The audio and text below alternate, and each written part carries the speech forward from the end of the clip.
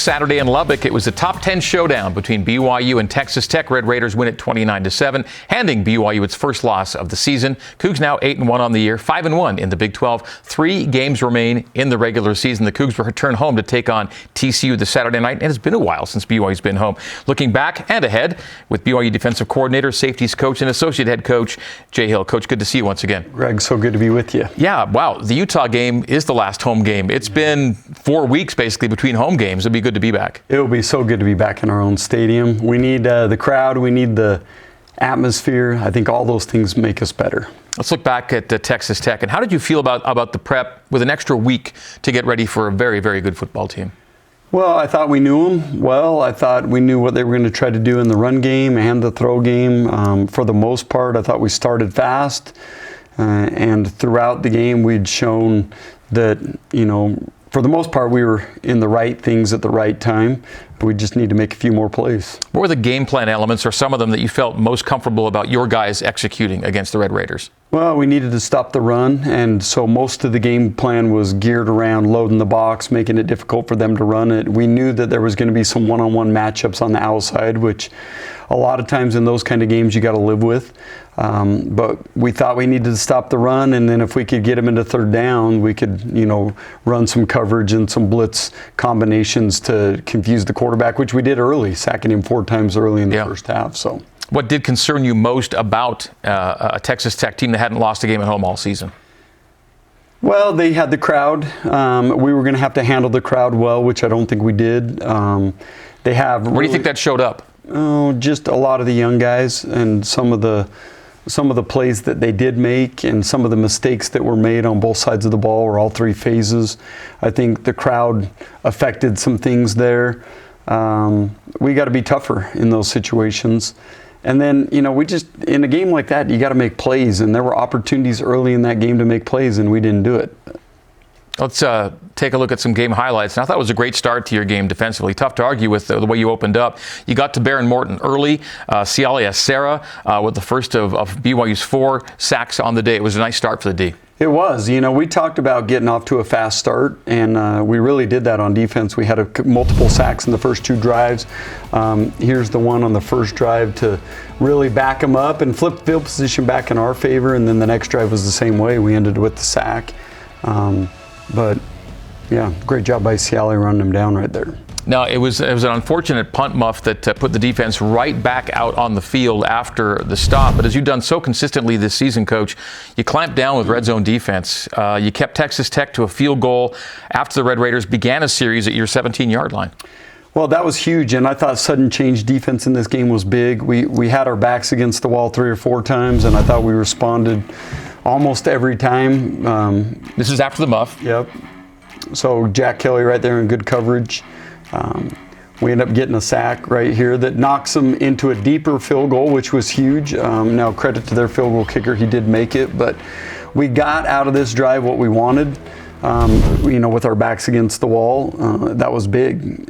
You got a nice punt and pin that set the Red Raiders back at their 8-yard line late in the first quarter. So all you want to do is have to drive a field, basically, and they did turn that into a 92-yard drive and a touchdown to make it 10-0 after 1 quarter. But down 10-0, I mean, you've been down 2 scores in multiple games this year, and there was no panic. Well, I was a little disappointed in the long drive because we had 2 opportunities to get out of that drive. I mean, the quarterback throws the ball right to us on one of them, and we don't make the play. The drive continues. We get another opportunity out of it. We don't make the play, and that was disappointing. 10-0 in college football's just respond. Come back in the next 3 quarters, respond, and we're in a good spot. That was not the issue, getting down 10-0 with some of the things we faced. That wasn't the issue. That's how we responded after that. So you were trailing 10-zip. They got to a 1st and 10 from your 11. Nice work again by the BYU defense to keep it a 2-score game. Your red zone defense, especially touchdown percentage red zone defense, has been outstanding this year. It has been outstanding, and that's what we look at. If they got to kick field goals, usually field goals don't beat you. And we've been forcing teams into those field goals. I think our red zone defense and coverage has been really good this year. That's going to be a key stat moving forward that we got to continue to have it be really good.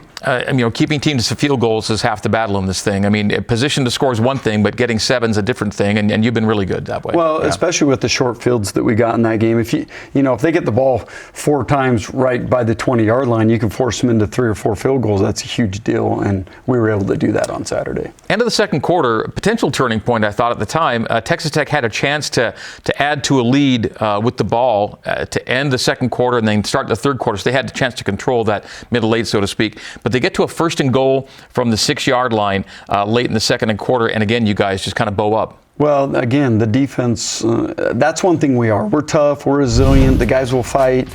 They knew the importance right here of at least keeping this to a field goal, to keep it to a 2-score game, and they did better than that. They got out of a 4th down, and we're a little lucky on that play, but right here, this was huge, big tackle to make it go to 4th down. Asatawala? Yeah, and then this is a great play by Raider Demooney to knock this ball out because he's got what he wants. But good job by Raider knocking the ball out there. They didn't take points. They went for 7. They didn't get them. And so 13-0. But in all 3 of your Big 12 away wins this season, you'd been behind at halftime. And so down 13-0 at the break on Saturday, what were your halftime thoughts? Well, just that. We've been here before. If we can do something early in the second half to get some momentum back in our favor, we felt like we were right there with them. Just some bad field position kind of hurt us at times. I really felt like the offense was going to get it rolling. They had done some really good things at times in the game, and that's one of those games, just stick with it. But it bit us in the butt a little bit. You can't keep going into halftime with deficits, and we did that, and it hurt us. BYU back home this week for the first time in 4 weeks. The Cougs home to TCU Saturday at LaVell Edwards Stadium. BYU coming in 8-1 on the season, 5-1 in league after Saturday's 29-7 setback at Texas Tech. Visiting this half hour with BYU defensive coordinator, safeties coach, and associate head coach Jay Hill, and wrapping up our recap of Saturday's game with some thoughts from the second half. Trailing 13-0 at the break, Coach. Defense was on the field to start the second half, and just as you did with your first defensive series of the game, you force a quick 3-and-out to start the third. It felt like just what BYU needed to maybe get back in this game. Well, that's exactly what we talked about at halftime. If we can go out, get the ball back to the offense quickly, that's the start we really needed. We did that a couple times. I think we had 8 3-and-outs in this game, so to start the half this way was big. Yeah, no, I think it was your most 3-and-outs since the Portland State game, so most against an FBS opponent you've had this season. Yeah, no, there was a lot of good that happened on Saturday, and just we needed to make a few more plays in critical situations. And this was the start to half number 2 in the 3-and-out. They had the ball less than a minute, I think, before giving it up to the BYU offense, which is what you want to do, give your guys a chance. Yep, give us a chance. And again, this is an unfortunate kick that bounced, but we had an opportunity right there if we could catch it cleanly to get some yards. And again, that was another time where the offense started way backed up. And you got to give Texas Tech credit. They did a great job of pinning us. They did a great job with themselves starting on short fields. BYU trailed 16-0 midway through the third quarter. Bear Bachmeier pick gives Texas Tech another short field, another field goal. It's 19-0. 3 BYU giveaways on the day. All 3 turnovers gave Texas Tech the ball in scoring territory. 2 in the red zone, 1 just outside. That's tough. It's turning the balls over one thing, but where they get the balls another, and they were in a chance to score. Yeah, I mean, all you can do in those situations is ask the defense to get out of them. I think for the most part in sudden change, we did a good job. Yep, holding them to field goals. Red zone defense, we hit it earlier. I think we have a graphic showing where some of BYU's defensive red zone numbers look. And yeah, I mean, you're top 10 in that number. That means a lot to you there at the bottom. Well, we are, and again, red zone touchdowns is the one we put the most emphasis on as far as red zone goes. We've done some really good things on third down this year. Interceptions, one thing that was disappointing in that game that we got no turnovers, and we needed to do something in that game to give the offense some short fields. And make a defensive play? Exactly, yeah. We didn't do that. A couple chances, a couple looks at least where it might have happened for you, right? Well, we had opportunities. We had the ball in our hands twice, and we didn't catch it.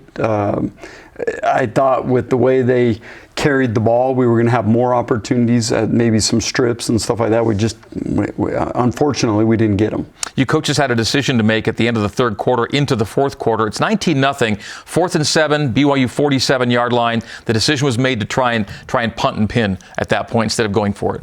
Well, you know, the defense has played pretty good for the most part. We felt like if we could get another 3-and-out, once we punted and pinned, if we could get a 3-and-out, the offense would be right back after him around the 50-yard line. I still believe that that was the right decision. I know the book might say differently, but I think that was the right decision, especially the way the game had gone. When all of a sudden it flips the other way and they end up getting points out of it, then it's easy to say, well, you should have done it differently. But in that situation, I think Coach Kalani did a good job conversing with us about what we wanted to do. And I had a lot of say in saying that let's punt it. That is much on me as anybody. Yeah. What are those conversations like? How many people need to get involved, and what does it really come down to in that instance? Well, everybody has a say. Coach Kalani does a great job with that, where everyone has a say. I think ultimately it comes down to what the coordinators and Kalani want to get done. There's a quick dialogue that takes place, and then you make a decision and live with it. You credit Texas Tech because they did go 80 yards after for a score. Earlier they went 92, so you did force them into a couple of long field situations they responded to. They responded. You got to give them credit. Those are the most disappointing drives of the game for me that I wish we had back, obviously. It's unlike our defense to let teams go 80-plus yards on us. Again, in both those drives, we had opportunities out of them. We got to do a better job of getting out. Been a while, Coach, since you played a game where you didn't have a shot to win down the stretch. Not a fun feeling. Horrible feeling. And you're right. I mean, I can't think of the last time where we didn't have at least within one score late. That's not a good feeling. I'll say this, Texas Tech's a really good team. Yeah. We did not do a good job responding to what that game was. You have the ability with now 4 games, there were 4 games remaining in the regular season, to play maybe some younger players who can still play 4 regular season games and keep a red shirt. Did we see any guys on Saturday that you're going to try and bring in and give a look to? Well, Ulavai on the defensive line. Vetuli? Yeah, Vetuli has started to play a lot more, which is good. We're starting to see Nusi play a little Tamoy bit. Peo? Yeah, at defensive end. There's going to be some others. Jonathan Cabea still has some games and can redshirt. That's one that can really help us. And, there's going to be other guys that will get in the mix, especially on special teams. We'll see some of those guys hopefully help us in 2 of the last 3 games being at home. Okay, Texas Tech, really, really good football team. They had the second highest scoring margin coming into the game. You kept them to their second lowest point total, second lowest yardage total of the season. A lot of good things were done against a very good football team on Saturday. Well, a lot of good, but ultimately it still ends in a loss. And that's where I'm disappointed is when the defense has an opportunity to take control of a game, their defense did and ours didn't. And that's the frustrating part is I thought head-to-head our defense versus their defense, we'd have won that battle, and we didn't. And that's the frustrating thing for me. You've been a complimentary football team to get to 8-0, and that was the one day where it wasn't as complimentary as it needed to be. It wasn't. And you can't win against top 10 opponents. You can't win when you're minus 18 in the average starting field position. You can't win when you're minus 3 in the turnover margin. And that's just the reality of it. If our offense turns it over 3 times, on defense, we got to get 4. And when you're in those big games, that's the mentality we have to have. And we didn't respond the way we needed to defensively. Red Raiders were averaging 6.7 yards per play. They were held under 5 yards per play on the day. So a lot of good things were done on that one phase. Defensive players of the game, offensive players of the game, there were some. Let's take a look at them. On defense, you liked your top 2 linebackers, Jack Kelly and Isaiah Glasgow. Well, it was so huge to have those guys back feeling more healthy. After the bye week, they looked more like themselves. And they started off early in the game with some sacks, both of them. They made some huge plays in this game. That's a good sign coming down the stretch, too, that they feel good right now. Yeah, they're much healthier than they were the 4 weeks leading into this Texas Tech game. So to have those guys more like themselves, that was a big deal. And, I mean, everybody's got something going on at this time of year, but I think overall, you could argue that with 3 games to play, general overall team health's not in a terrible spot right now. No, we're in a good spot. And our strength coaches, I've praised them all year. I think those guys do a phenomenal job of just keeping our guys healthy, keeping us with the right rep count in practice, and staying that way through the games. Our sports science department has done a great job this year. Let's give a nod to Coach Aaron Roderick. His offensive player of the game from Saturday was the guy that brought BYU back into it late or attempted to. That was Chase Roberts, wide receiver. Well, he made some huge plays. I mean, obviously, he's been that player for us all year. We need Chase to play great. He stepped up late in the game to give us a chance to at least try to come back in it. And we need Chase to continue to play like that because he's a huge part of our offense and our team. BYU got LJ Martin ready to play, and you hope that LJ's feeling better going into these final 3 games, too. Well, he's a huge player for us, and especially with like Sione Moa out, we need LJ. We need someone else to step up in that running back room, which is critical. I mean, that's a big part of team success, is having the running backs down the stretch. Okay. You're in the Coordinator's Corner, brought to you by JCW's The Burger Boys. Closing segment of the show with BYU defensive coordinator, safeties coach, and associate head coach Jay Hill. Coach Hill and the Cougs coming off that Saturday setback at Texas Tech, getting ready for another Texas team, TCU, on Saturday night. A quick word about your safeties. How's the group coming along and set up for the stretch run, do you think, in that room? Very good. It was good to have Raider Demooney back. He made some huge plays. I thought he played very well. And then Faletau and Tanner have had their moments in the games prior to that. So I like where the safeties are at. Haven't seen Tommy Prasis in quite a while. Yeah, he's injured. More than likely he'll redshirt.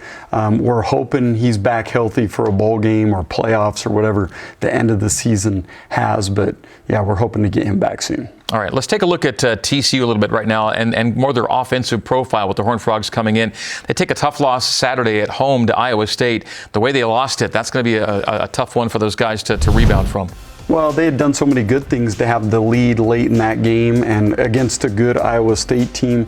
The way they lost it, you know, that's the coaches are going to have to do their best job down there and at TCU to get those guys back. My guess is they're going to come in and be ready to go. So we got to respond the right way. They have a very talented offense, and we're going to have to do a good job, you know, gearing up and stopping that. Josh Hoover, some numbers for him at the bottom. He's a top 40 pass efficiency guy. Eric McAllister, the wide receiver, top 10 nationally in receiving yards per game, top 10 in receiving touchdowns, and the running back does just enough. Kavorian Barnes. It's a good offense. It is a good offense, and they throw it very well. They're very efficient at what they do. They kicked our butts down there 2 years ago when we had to play them. And I think 44-11 the final, maybe something. Yeah, they threw the ball very well against us. So we have our work cut out for us. I do like the matchup. I like where we're at defensively, and usually we played good against these kind of teams the last couple of years. So hopefully we come back and play well. Okay, so you just alluded to what TCU coaches might have to do to get their guys back after a tough loss. You lost a game in a different way, but still you have a challenge too with your guys. What's the right way to get your guys' headspace in the right spot for this week? Well, we saw that last year, right? We were undefeated. We lost at Kansas at home, and then the very next game we started very poorly. We let Kansas beat us twice, really. We can't do that. We got to get off to a good start this week. We're going to have to respond the right way. Our guys are going to have to show up to practice tomorrow the right way. And meetings today, and focus has got to be on TCU. Don't worry about what happened last week. We got to forget about that. We got to move on and be sharp this week. Ran into a lot of Texas Tech fans that believe that they're going to see BYU again in Arlington. That would be the best case scenario, right? You find a way to get that game. A lot to do between now and then. It's all about TCU right now. But the point being, Coach, there's a lot of good things still right in your hands if you guys play the right way. Well, that loss can actually be a positive if we respond these next 3 games the right way. And it starts with TCU, obviously, but there's some positives that come about from getting humbled a little bit if you handle it the right way, or getting a wake-up call. It happens in every sport. It happens in the NFL. Hardly anyone goes undefeated. It happens in college football. Hardly anyone goes undefeated. So there's some positives that can come about, assuming we handle it the right way. A lot of teams would love to know that that they'd have a chance to win 2 home games and a tough game on the road and put themselves in a spot to play in their conference title game, maybe the playoff, and not too many teams can control it like you can. That's a great spot to be in, actually. We still control our own destiny. If you would have told me way back in August that we were going to have a shot at this stage to control our own destiny at this stage, I would have taken it. So let's go. And you hope the way that last season finished is instructive for you, because you had to live through that last year and you get a chance to kind of make amends a little bit. We sure hope so. And a lot of these players have gone through that. So you would hope that they handle it maturely this year, coaches too, and that we can come back and play our best game this week. Coach, always appreciate your insight. We'll see you back with us next week as we review the TCU game and look ahead to Cincinnati. Thanks again. Yeah, thank you. All right.